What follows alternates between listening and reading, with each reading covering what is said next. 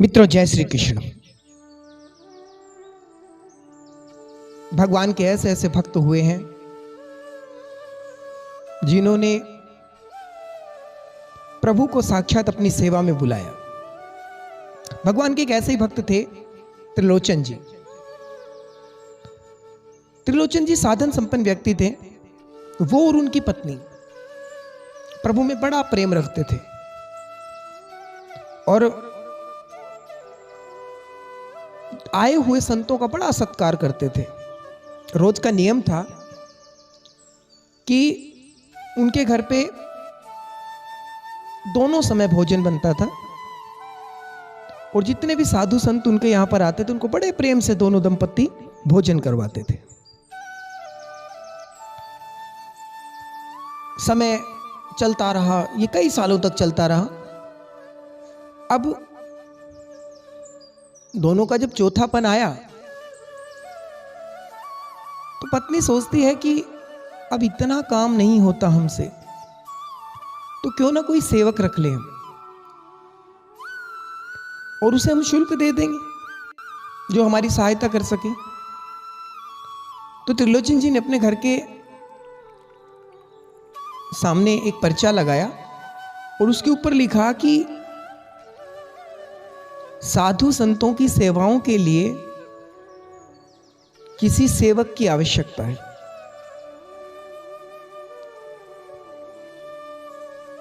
कोई भी आकर संपर्क करे। अब अगर नौकर की आवश्यकता हो तो न जाने कितने आ जाएंगे, लेकिन यहां पर कितना सुंदर भाव लिखा है कि एक सेवक की आवश्यकता है।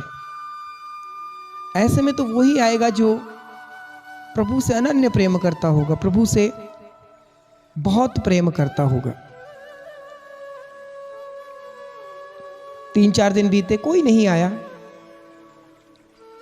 अब इधर प्रभु स्वयं सोचते हैं कि इनका भाव कितना सुंदर है कि हमारे यहां से कोई भी साधु भूखा न जाए, लेकिन हम बनाने में अब सक्षम नहीं रहे।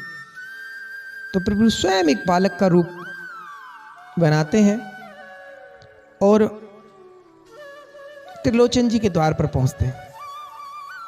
त्रिलोचन जी का दरवाजा बजाया, वो बाहर आए। एक सुंदर सा बालक वहां खड़ा है, घुंघराले बाल, इतना मनमोहक बालक कि त्रिलोचन जी उसे देखते रहे और पूछते हैं, क्या चाहिए तुम्हें? वो कहते हैं, बाबा मैंने तो ये आपके घर के बाहर जो इश्तिहार लिखा है वो पढ़कर मैं तो आया हूं, मैं आपकी सहायता करूंगा।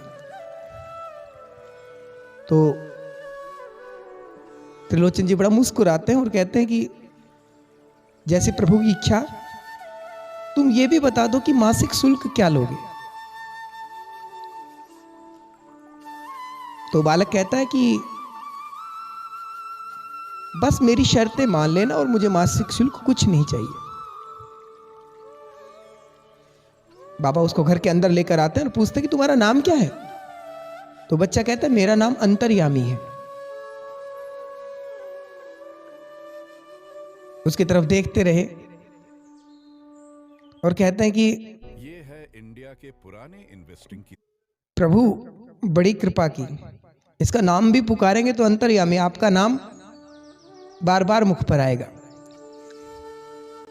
अब त्रिलोचन जी पूछते हैं कि तुम्हारा शर्तें क्या है, तुम्हारा नियम क्या है, वो बताओ। तो कहते हैं, बाबा मुझे कोई शुल्क नहीं चाहिए आपसे, बस मुझे दोनों समय का भोजन चाहिए। लेकिन मैं कितना खाता हूं, क्या खाता हूं, ये चर्चा कभी भी किसी के सामने नहीं होनी चाहिए। जिस दिन ऐसा हुआ तो मैं चला जाऊं। त्रिलोचन जी मन में सोचते हैं कि छोटा बच्चा है, कितना खाएगा और हमें चर्चा करनी क्यों है। अंतर्यामी प्रभु संतों की सेवाओं में लग गए त्रिलोचन जी की सेवा में लग गए। रोज उनके चरण दबाते, रोज उनके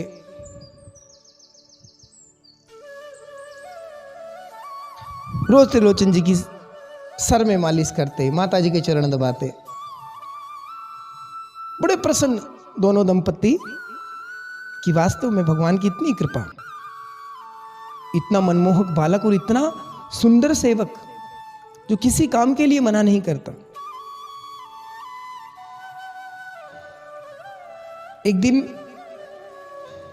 त्रिलोचन जी की पत्नी पानी लेने के लिए कुएं पे गई तो उसकी सहेली कहती है कि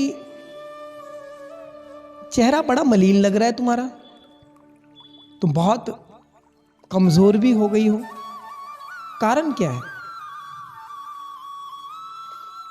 तो माताजी कहते हैं कि वैसे तो किसी तरह की कोई समस्या नहीं है, प्रभु की पूरी कृपा है, और अब तो हमें एक ऐसा सेवक भी मिला है जो हमारी एक पुत्र की भांति सेवा करता है, परंतु उसके लिए मुझे भोजन तैयार करना पड़ता है। संतों के लिए वो तैयार कर देता है, लेकिन सिर्फ उसके लिए मुझे भोजन तैयार करना पड़ता है, और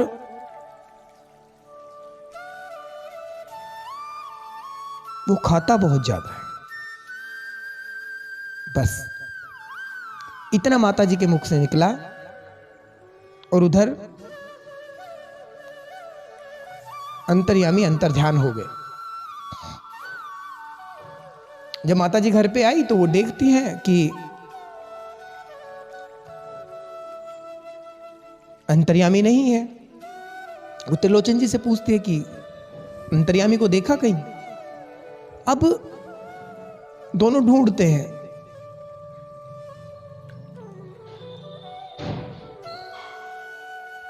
वो बालक कहीं नजर नहीं आता। त्रिलोचन जी अपनी पत्नी से कहते हैं कि तो क्या तुमने किसी के सामने उसके भोजन का जिक्र किया था? तो माता जी कहती है हाँ, मुझसे ये तो चूक हुई है कि मैंने उसके अधिक खाने की बात मेरी एक सहेली को बता दी। अब त्रिलोचन जी बड़े व्याकुल हो गए और चिल्लाते हुए भागते हैं, अंतर्यामी अंतर्यामी अंतर्यामी। मोहल्लों में, गलियों में वो प्रभु को ढूंढते ढूंढते जंगलों तक पहुंच गए। अंतर्यामी तुम कहां हो? अंतर्यामी तुम कहां हो? मित्रों, ये है इंडिया के पुराने इन्वेस्टिंग की भगवान श्री कृष्ण वहां पर साक्षात त्रिलोचन जी के समक्ष प्रकट होते हैं। एक दिव्य उजाला हुआ और त्रिलोचन जी के चरणों में प्रणाम कर कर कहते हैं कि बाबा, जो इतने वर्षों तक तुम्हारी सेवा में रहा वो बालक स्वयं मैं ही था।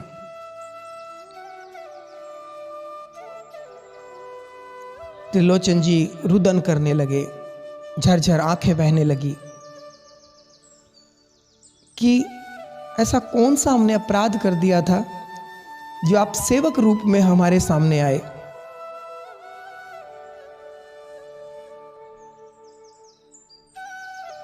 तो भगवान श्री कृष्ण कहते हैं कि बाबा, ये तो आपके अनंत जन्मों का पुण्य है जो मुझे आपकी सेवा करने का सौभाग्य मिला। प्रभु कहते हैं कि आपकी सेवाएं पूर्ण हुई और आप माता जी के साथ में मेरे वैकुंठ धाम पधारे।